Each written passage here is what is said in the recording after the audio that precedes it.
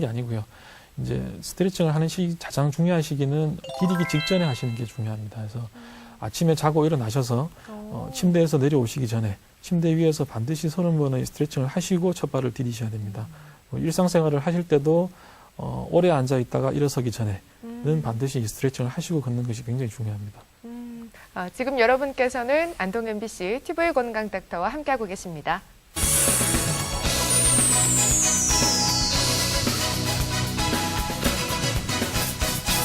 그런데요, 무지외반증이나 족저근막염이 아닌데도 발이 저리면서 찌릿찌릿 아픈 경우가 있다고 들었어요. 이건 어떤 질환인가요?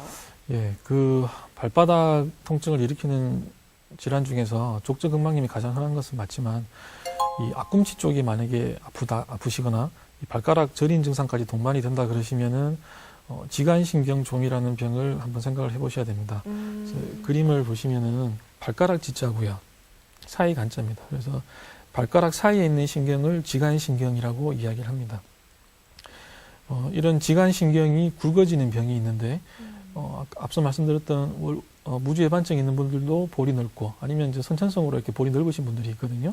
그런 분들이 좁은 신발을 많이 신게 되면은 좌우에서 이렇게 압박을 받게 되고 그러다 보면은 발가락 사이에 지나가는 신경이 뼈 사이에서 눌려서 이제 굵어집니다.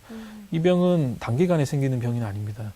그래서 이제 한 10년이나 20년 정도 아주 오랜 기간 동안에 걸쳐서 이 신경이 서서히 이제 굵어지게 되는데 어느 정도 사이즈 이상이 되면은 그때부터 이제 증상이 생기기 때문에 보통 그때 이제 병원에 오시게 되는 겁니다. 그래서 그림에서 보시는 것처럼 이 두 번째, 세 번째 발가락 사이하고 세 번째, 네 번째 발가락 사이에 있는 앞꿈치 발바닥 쪽에 통증을 이제 호소하셔 오시고요.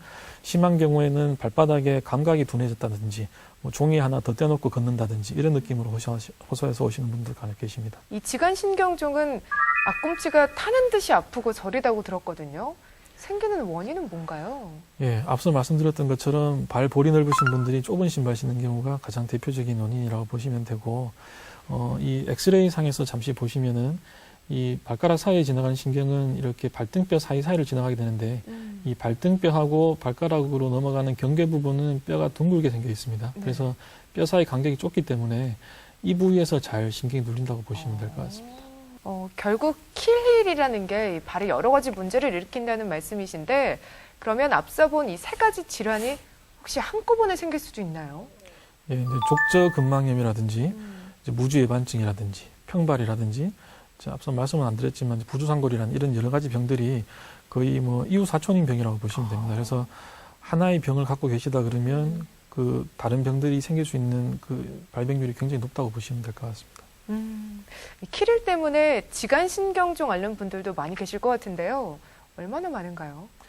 지간신경종의 빈도는 족저근막염보다 거의 비슷하거나 조금 안 되거나 그 정도라고 보시면 되고 문제점은 이 지간신경종임에도 불구하고 족저근막염으로 잘못 진단을 받으셔서 엉뚱한 치료를 받으시는 분들이 많기 때문에 발을 전공하시는 정형외과 선생님들한테 가까운 데서 좀 진료를 정확하게 받아보시는 것들이 가장 중요하다고 말씀드릴 수 있겠습니다.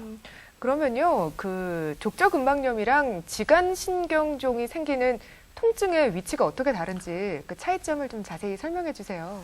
예, 감별 포인트를 한 두 가지 정도 말씀을 드릴 수가 있는데 일단 통증이 생기는 위치가 아주 중요합니다. 그래서 족저근막염은 앞서 말씀드렸던 것처럼 발 뒤꿈치 쪽에 통증이 주된 증상이고 기껏해야 발바닥 중간 정도까지 통증이 가는 경우가 많고요. 반면에 지간신경종은 발 앞꿈치에 국한되는 통증입니다. 그리고 이 족저근막염은 첫 발 디딜 때 통증이 있지만 자꾸 걷다 보면은 오히려 증상이 완화되는 증상이 있는 반면에 지간신경종은 그 반대로 오히려 오래 걷거나 오래 서 있을 때 증상이 악화된다고 보시면 될 것 같습니다. 근데 이것이 항상 이렇게 100% 맞아 떨어지는 건 아니기 때문에 앞통의 부위를 다시 한 번 더 확인을 해보시고 정형외과 전문의 선생님한테 한 번 더 확인을 받으시는 게 중요할 것 같습니다. 지간신경종은 진단을 그러면 어떻게 내리게 되나요? 좁은 신발을 신었을 때 좌우에서 압박이 된다고 제가 말씀을 드렸는데 그런 상황이 되도록 유도를 하는 테스트가 있습니다. 이거는 본인 스스로 해보셔도 되는데 발을 이제 손으로 이제 발을 좌우에서 이렇게 잡고 이렇게 좌우에서 압박하듯이 쪼게 됩니다. 그런 상태에서 나머지 손으로 이제 지간신경중이 제일 잘 생기는 부위가 세 번째 발등뼈와 네 번째 발등뼈 사이에 잘 생기기 때문에 보통 3, 4번 사이를 이렇게 눌러보게 되는데요. 이런 테스트를 했을 때 증상이 악화되고 평상시에 느끼던 증상하고 비슷한 양상이라 그러면은 일단 지간신경증을 의심을 해보셔야 됩니다. 그리고 이제 병원에서 지간신경증을 진단을 할 때는 이제 여러 가지 검사를 할 수가 있는데 실제 그 신경을 보는 검사들 해서 즉 초음파나 MRI나 이런 것들을 해서 신경의 굵기를 측정을 하게 됩니다. 그래서 정상 신경의 굵기는 2mm보다 가늘어야 되는데 지간신경증이 있으신 분들 좀 오래되신 분들은 뭐 4mm, 5mm, 6mm까지도 이렇게 커져 있는 분들이 있거든요. 사이즈만 확인하면은 쉽게 진단할 수 있는 병이라고 보시면 됩니다. 네, 발에 생기는 질환에 대해서 쭉 살펴봤는데요. 이런 질환들을 예방하려면 평소에 어떻게 생활하는 게 좋을까요? 좀 말씀해 주세요. 예, 그 가장 중요한 것은 이제 발을 아끼는 습관이 가장 중요한 겁니다. 그래서 우리가 국민 소득이 점점 증가하면 이제 발 환자들이 점점 늘어나거든요. 그래서 실제로 국민 소득이 3만 불 이상이 되면은 발 질환 환자가 급속하게 증가하는 보고가 있습니다. 그래서 그만큼 얼마나 관심을 가지느냐에 따라서 이 발 질환이 진단도 많이 되고 또 지금 치료는 상당 부분 많이 발전을 했기 때문에 뭐 거의 뭐 못 고치는 병은 없다고 보시면 될 것 같고요. 그래서 제가 당부드리고 싶은 말씀은 일단 특히 당뇨 환자분들이 좀 주의를 많이 하셔야 됩니다. 발에 대해서.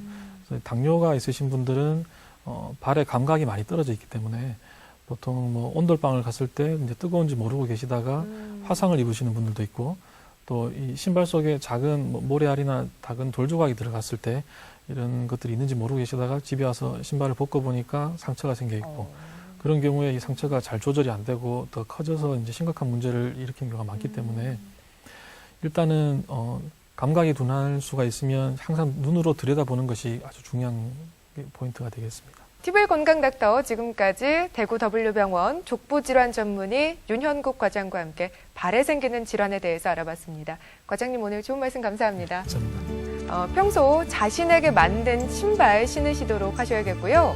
또 발에 이상이 있다 싶다면 얼른 전문의를 찾아서 정확하게 진단받고 치료받으시는 게 좋겠습니다.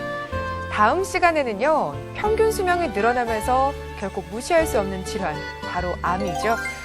면역요법으로 다스리는 암 치료에 대해서 알아보겠습니다. 늘 건강한 하루하루 보내시고요. 저는 다음 주에 다시 인사드리겠습니다. 고맙습니다.